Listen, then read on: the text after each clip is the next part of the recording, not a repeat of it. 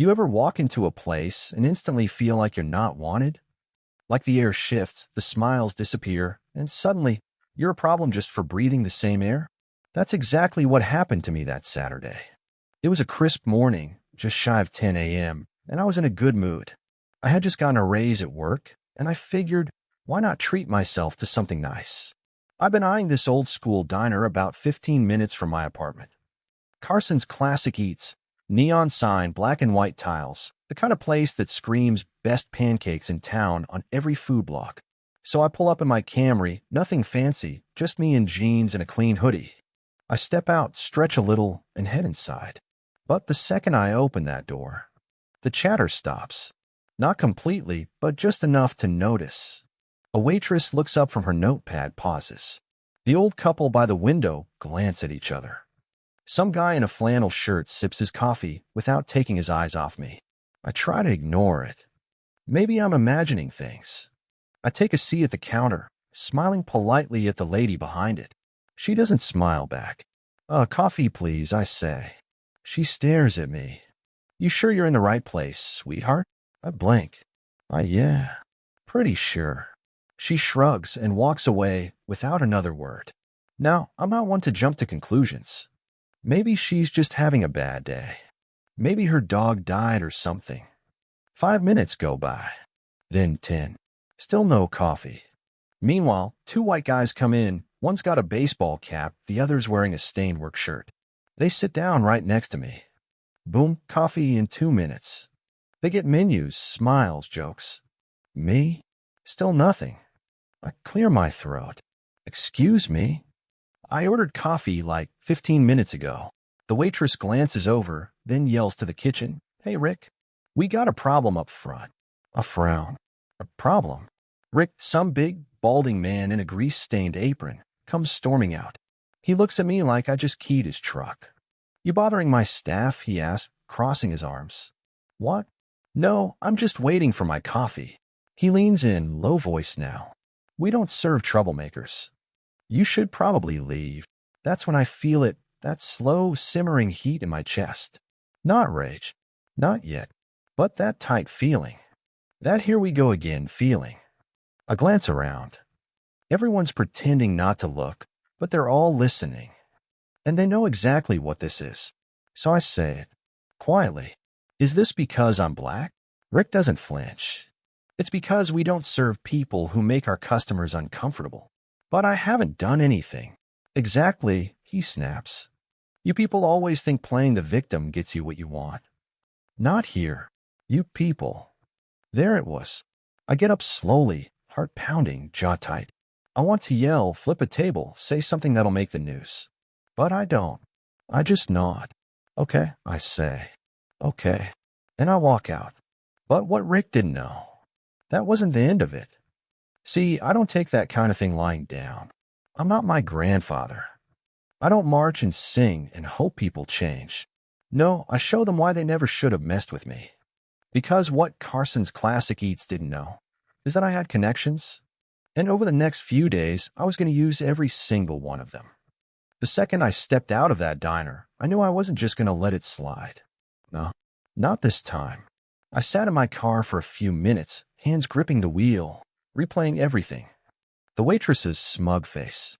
The way Rick said, "You people." The stares. The silence.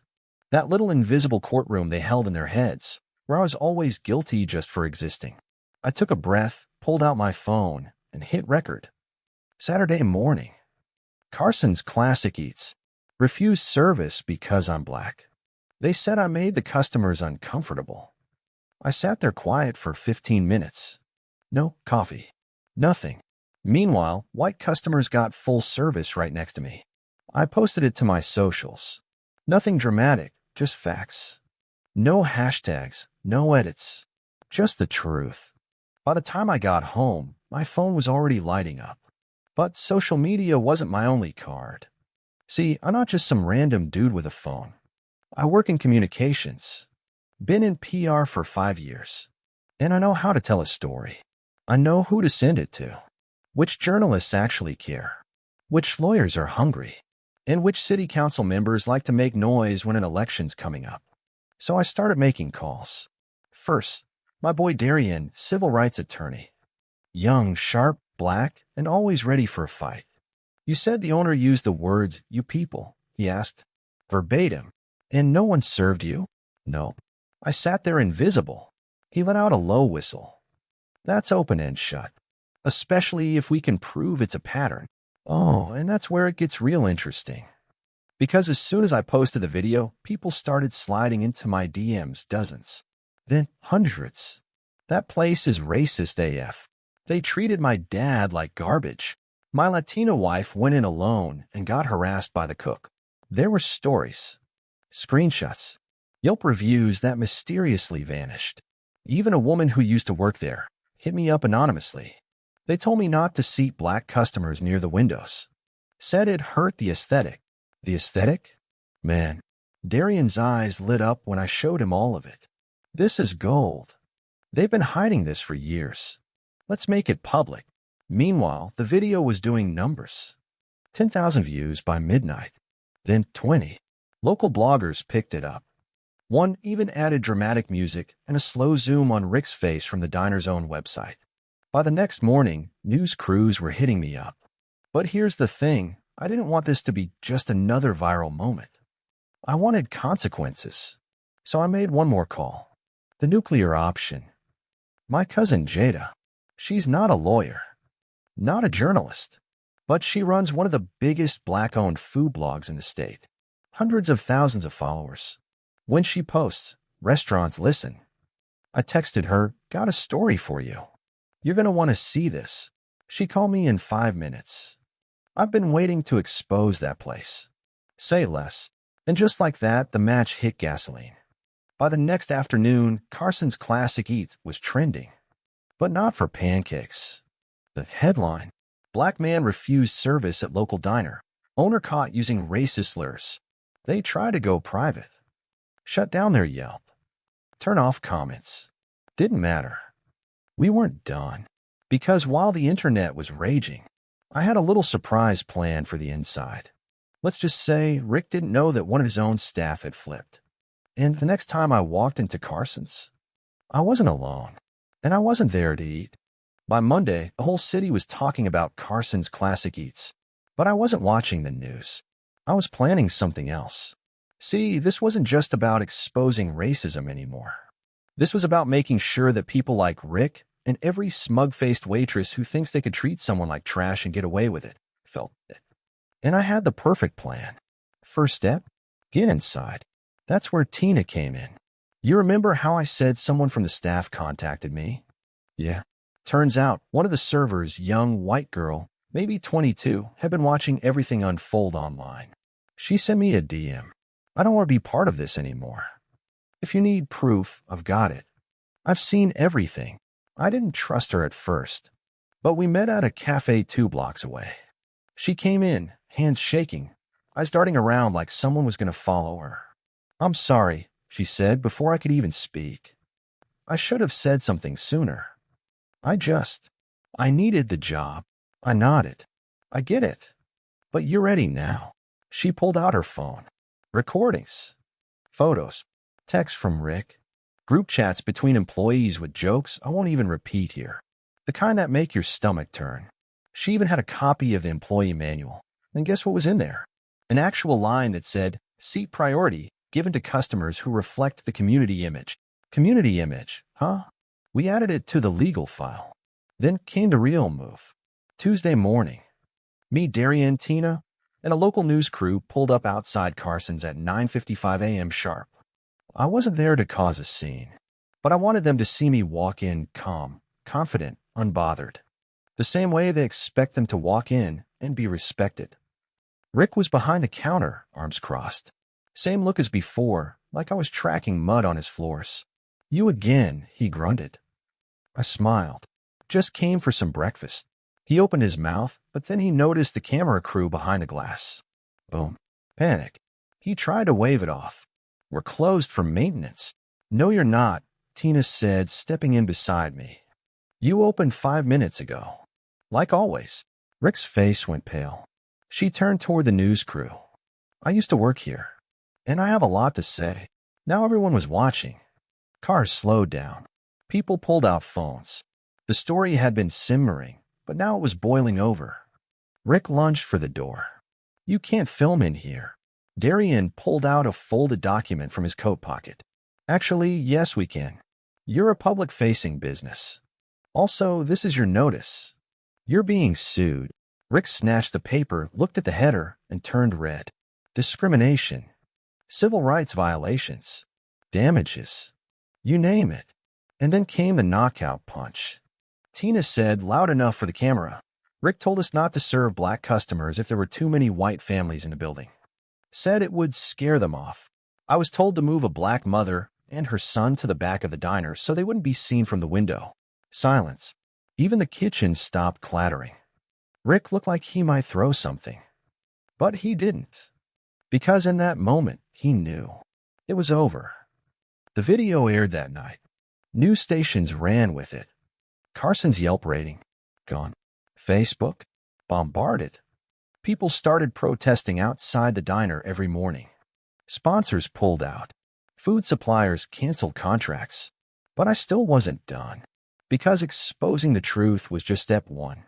Step two, making sure this never happened to anyone else again. And for that, I had one more move. You ever notice how when people get caught, they never apologize for what they did, only for getting caught? That's exactly what Rick tried to do. The day after our walk-in with cameras, his team posted a limp apology on their Facebook page. You know the type. Black square, white font, generic message. "We're sorry if anyone felt unwelcome at Carson's. We value all members of our community and are working on internal training." Felt unwelcome? No, I was unwelcome. And I had receipts. Nobody was buying it. Comments lit up like a bonfire. "Shut it down.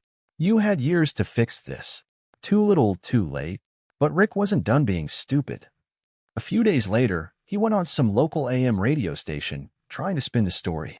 Said I was a social media thug. Said Tina was a disgruntled girl with an attitude problem. Even said, "I don't see color. I see behavior." And he came in with a chip on his shoulder. A chip? Man, the only thing I had on my shoulder was patience, and I left that behind the moment I saw that smug look on his face again. The clip went viral. People dragged him all over Twitter, TikTok, Reddit, everywhere. And that was when the floodgates really opened. Turns out, Carson's Classic Eats had skeletons packed tighter than a haunted house. Former employees started speaking up. A Vietnamese dishwasher, a Muslim server, even a white cashier who got fired for defending a black family that was refused a table on a Sunday morning. The local NAACP reached out. Then a black-owned law firm joined our case pro bono. Then a state senator tweeted about it, said she was drafting legislation to make it easier to penalize businesses for racial discrimination. And through it all, Rick, still trying to act like he was the victim. "I'm a small business owner," he cried. "They're trying to ruin me." Rick, you ruined yourself. But like I said, this wasn't just about him anymore. This was about every other Carson's out there. Every place where someone gets judged before they sit down. Every place where respect is earned only if your skin's light enough. So I started a movement. Not a hashtag. Not a trend. An actual boots-on-the-ground campaign. We called it Sit Down Strong. Every Saturday, we organized peaceful sit-ins at restaurants across the city with histories of discrimination. Black, brown, Asian, Muslim, gay. Everyone has story, and we gave them a mic. We weren't loud. We weren't violent. We were visible. And that's what scared them most. Media covered it. Local businesses took notice. Some even reached out to partner, apologizing for past behavior, asking how they could do better. But Carson's? Rick tried to keep it open. Even hired private security. But nobody came. The place was empty. And then just like that, a week later, it shut down. For good. Auction signs on the windows. Furniture gone. Kitchen gutted. Like it was never there. But I remember the look on Rick's face the day I walked in. I remember how it felt to be treated like less. And I remember how damn good it felt when the sign came down. But this story ain't done yet. Because there was one thing left I hadn't told you. One twist even I didn't see coming. And it changed everything.